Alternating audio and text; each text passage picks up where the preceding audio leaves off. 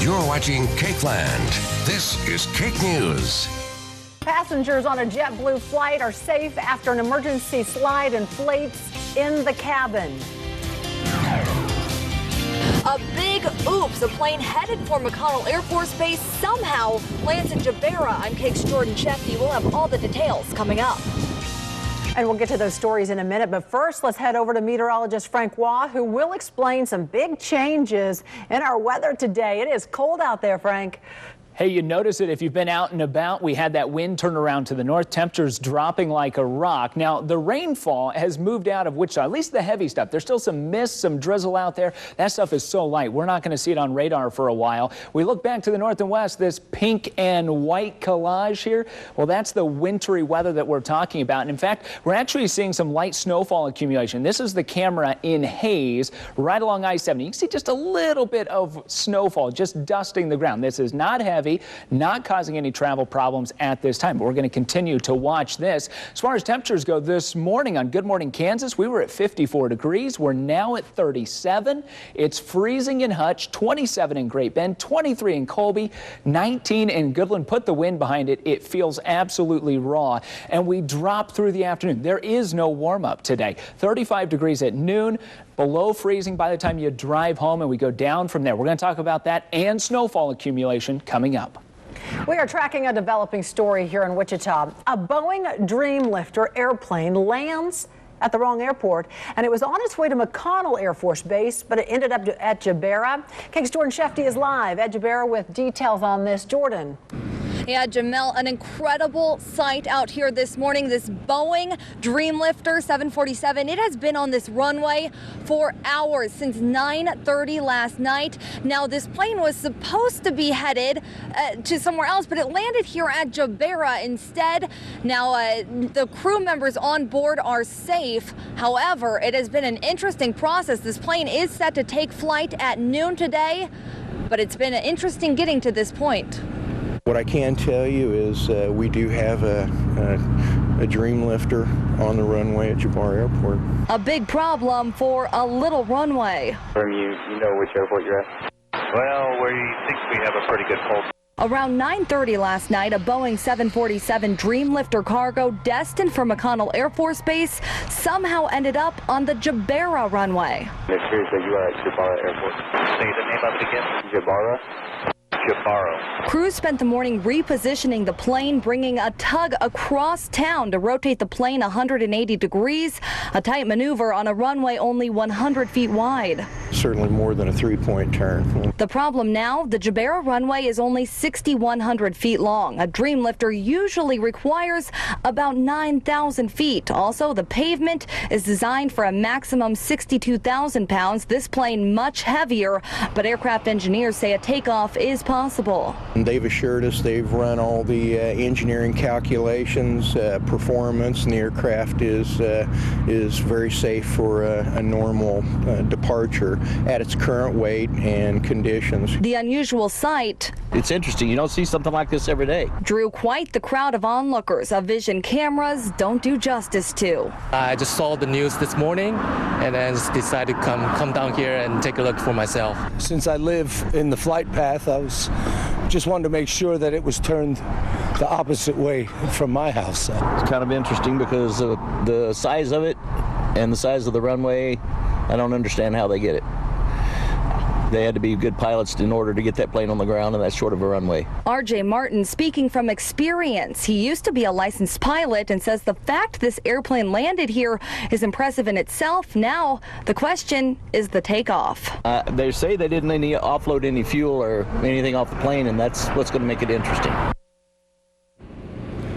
Now, the Federal Aviation Administration is investigating, which they say is standard for deviations. They say that investigations typically take several weeks. Now, again, this flight set to take off in just about an hour now. Of course, we will be out here, and we are continuing our coverage right now with KAKE's Chris Frank. Chris, take it over. Yes, and I can tell you this, that originally Boeing had contracted for 3 of these planes back around 2003. There are actually 4 of them made. They're made obviously to fly into Spirit Aerosystems, where they load the forward section of the Dreamliner. But with me right now, we're going to talk live here to Ron Ryan, former owner of Ryan Aviation, and a pilot who's had 30,000 hours of flight. You've also flown a 747 and DC-10s and all that. How in the world can something like this happen? Well, like I said earlier, there but for the grace of God go I. In the nighttime, when you see a sea of lights, I'm assuming they probably called a contact approach and they just picked the wrong airport. Now, why they actually completed their landing is a little bit beyond me, because once they get down, this airplane has tremendous lighting on it. And when you looked at this runway, it certainly wouldn't look anything like a 12,000-foot McConnell runway.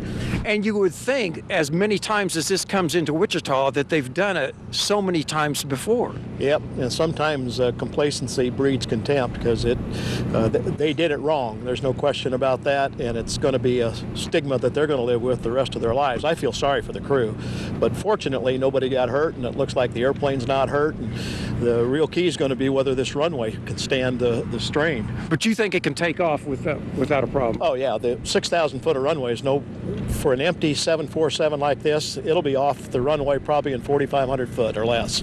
Okay, right now Ron Ryan speaking to us out here, and Victor White, the director of airports, told me earlier on the phone that a crew has been flown in from New York.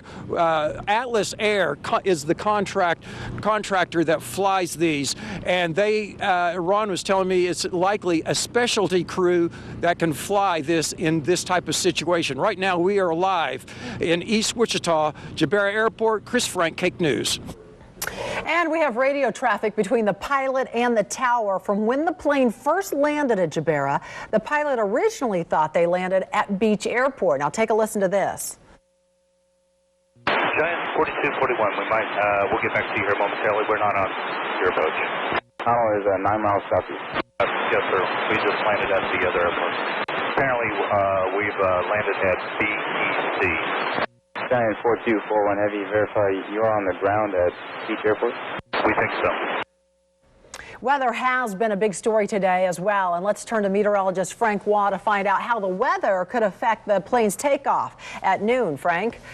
Well, for most of us outside, the weather's really pretty crummy, but there's actually some good elements here for this flight this afternoon here at noon. Let's zoom things in. This is Jabara Airport right there. We've got a north wind. I just checked at Jabara Airport. North wind at 26 miles per hour, gusting up to 26 miles per hour. That's going to provide the maximum amount of lift with this airport situated almost due north. One other factor here is the temperature. We've got temperatures in the mid-30s. That means the air is more dense, allowing for a better takeoff here, allowing for more lift. So the weather in their favor, at least temperature-wise and wind-wise.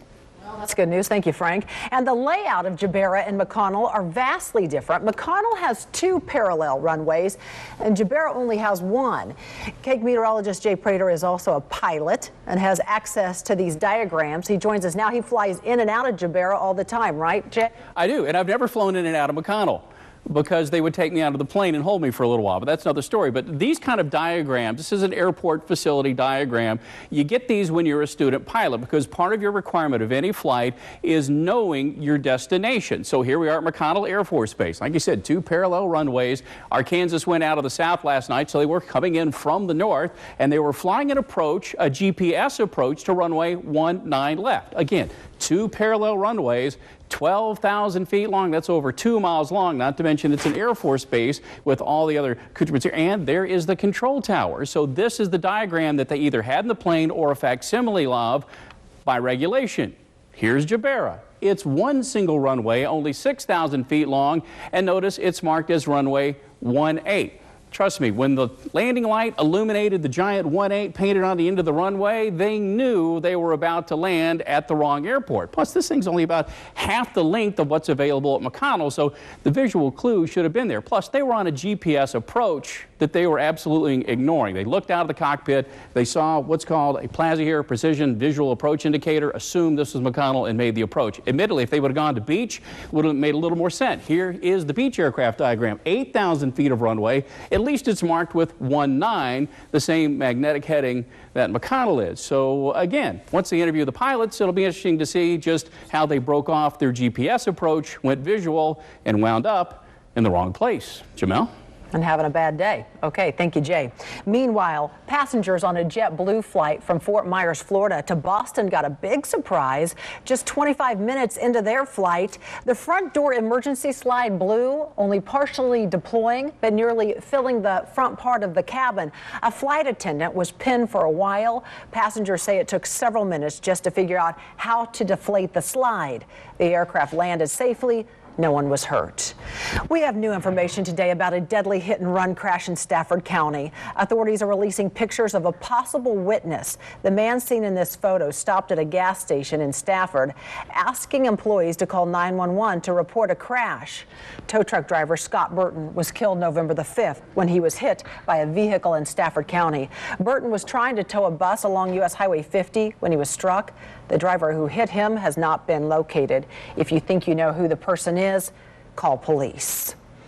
And we continue to track that developing story out at Jabara Airport. Our big story today is air crews prepare to take off in the Boeing jet that landed in the wrong airport. They are hoping to do this at noon. Keep it right here, and we'll have complete coverage for you. This is KAKE News at 11 with Jamel Holliferik and meteorologist Frank Waugh with your KAKE First Alert forecast. Always tracking, always alerting, always protecting. KAKE News. Now with the most accurate forecast in Kansas, here's KAKE First Alert meteorologist Frank Waugh. All right, before we look at the radar, before we do all of that, let's take a look at the situation right now in terms of accumulation. We're talking snowfall here. Now, this is storm total through tomorrow night. Heaviest snow south and west, 2 to maybe 4 inches. Trace to 2 here in purple. Then you get kind of in the transition zone here, maybe an inch in the purple, then the orange color, including Wichita, mainly a mixture, rain, freezing rain, sleet, likely to see some snowflakes, but accumulation, it just doesn't look like it's going to happen. Now again, this is through tomorrow night. Here's a look at the radar. KAKE First Alert Doppler HD. The radar shows we're dry in Wichita, but if you've been out and about, you notice that mist, that drizzle out there. It's very fine and light. That's the stuff that could turn to freezing mist and drizzle eventually this afternoon as those temperatures start to fall. We look back to the north and west, we see rain, or the rain has changed over to freezing rain, sleet, and maybe a little bit of snow in here. This is fairly light activity. We pan to the northeast, Beloit, Osborne seeing this, and then we head way west, right out along the Colorado-Kansas state line, St. Francis down in Goodland, seeing a little bit of snowfall. Here's a live look at our camera in Hayes. This here's courtesy of KDOT. You can see there in the ditch and on the rooftops a little bit of light snow, but again, very minor accumulation. Roads, they're fine right now on I-70. Here's the temperature situation. We're down to 37. This morning on Good Morning Kansas, we were in the mid-50s, so a big swing. 27 in Hayes, 23 in Colby, 19 in Goodland. Here's KakeLand Everywhere forecast. We're not going to show you the highs because we're plunging through the day today. We bottom out at 22 overnight tonight, 18 in Salina, single digits, Goodland, Colby, Oakley, 8 degrees. Put the wind behind that. It's going to feel like it's well below zero, 16 degrees in Dodge City. Let's track things out here hour by hour with our weather model, show you what happens here at midday. Not a lot of activity in Wichita. We see the snow, we see that mix, maybe some freezing rain and sleet in there. It slides to the south and east, but by drive time, most folks home without any major problems. This kind of slides through. Then we see another impulse coming through, another dash of snow here, heaviest falling south and west. Could see some more freezing rain and sleet here in Wichita tomorrow as we get into the afternoon hours. KakeLand planning forecast for today. Temperatures falling throughout the day, so ignore that 42. We drop to 22 tonight, 32 for your high tomorrow. Put the breeze behind it. You're going to wish it feels like freezing. We're dry by the weekend. A chance to kind of catch our breath from this. First taste of winter. We're up to 39 on Sunday. Chance of rain rolling in on Monday. Then upper 40s and low 50s Tuesday and Wednesday. We head to north central Kansas. Temperatures falling through the day today. We bottom out at 16 degrees. You're not going to see the freezing mark until Saturday. Only getting up to 34, 14 degrees Sunday morning when you head off to church. Garden City Dodge City Liberal. 16 degrees overnight tonight, 29 tomorrow. You don't see freezing until Saturday as well. Dry through the weekend. Goodland Colby, you don't see freezing until Saturday. If you're lucky, it may not come until Sunday. Very, very cold air. The good news north and west, again, it's less than 2 inches of snowfall accumulation here. If you do encounter a slick spot, you have something to show us, snap a picture. Send it to us. You can post it on our Facebook page. Feeling like winter now. Okay, that's right. Thank you, Frank. Bundle up if you head out there. Hey, we are tracking a developing story here in Wichita. A Boeing Dreamlifter jet lands at the wrong airport, and it was on its way to McConnell Air Force Base, but ended at Jabara. KAKE's Jordan Shefty is live at Jabara with the latest on this. Jordan. Yeah, Jamel, we are still out here waiting for this plane to take off. Takeoff is scheduled for noon. And as we can see behind us, there is some action out on the runway right now. So that might indicate they are getting ready to get things going. And we might see this plane take off in just about 45 minutes out here. Now, KAKE News will continue to stay out here and we will bring you the latest coverage. And of course, we will keep you updated on the time that this is supposed to take off and all the details surrounding it. Reporting live from Jabara Airport, Jordan Shefty, KAKE News. And we'll be right back. Stay with us, everyone. Welcome back. Joining us here on a midday show, our garden expert, Marty Johnson from Johnson's Garden Centers. And today we're talking about holiday plants. So you're telling me there's something besides poinsettias that are considered holiday plants? Well, there are. There's a lot of these great looking plants. And actually, the poinsettias I brought, Frank, are different than what we've had in the past, some real unique colors and actually different plant forms. Okay. And we also have the world's smallest poinsettia. Really? Right there. That is it. I mean, that's the smallest variety. That is actually, maybe not Guinness Book of World Records, but it's a real unique plant. Great, small. They forced it to go ahead and bloom in a real small pot. Real and you can put that on your desk at work, maybe, a small plant? Yeah.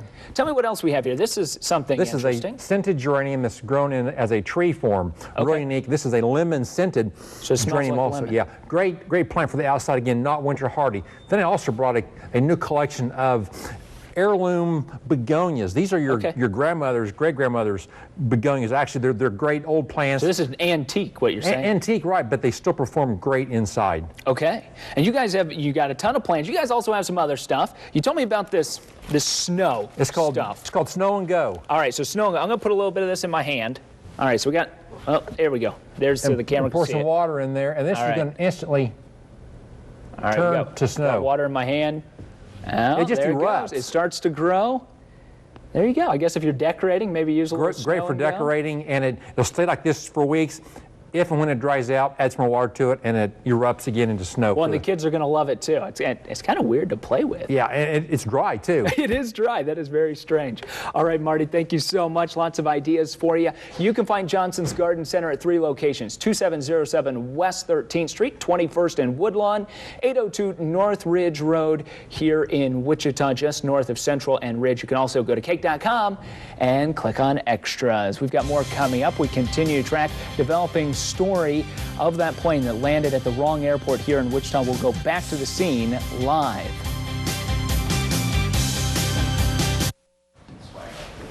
As the anniversary of President John F. Kennedy's assassination looms closer, ABC anchor David Muir gained entry to a somber place, the plane that carried Kennedy to Dallas 50 years ago. And after those shots rang out, the setting for a new chapter in American history. And the crowd yelled. President Kennedy and the First Lady emerging from Air Force One at Love Field, November 22nd, 1963. Thousands waiting, so many holding signs, "Welcome, Jack," "We love you, Jackie." And looming over them in nearly every image, the presidential jet that would soon play a far more profound role. So this is it, Kennedy's Air Force One? This is Kennedy's Air Force One. The first Boeing designed for a president, but no one could have prepared for this. This is the aircraft that carried John Kennedy to Dallas, and this is the aircraft that carried his body back to Washington, D.C. You can see the cockpit. Today, They took us inside. The cockpit where President Kennedy's pilot, Colonel James Swindle, so often sat, seen there on the left, on the ground in Dallas less than an hour that day before learning the president had been shot. Audio from the cockpit. We have a request from the Chief of Staff's office to know if you have Mr. Johnson and Mr. Kennedy's body aboard. Affirmative on all of those questions. And is Mr. Kennedy on board?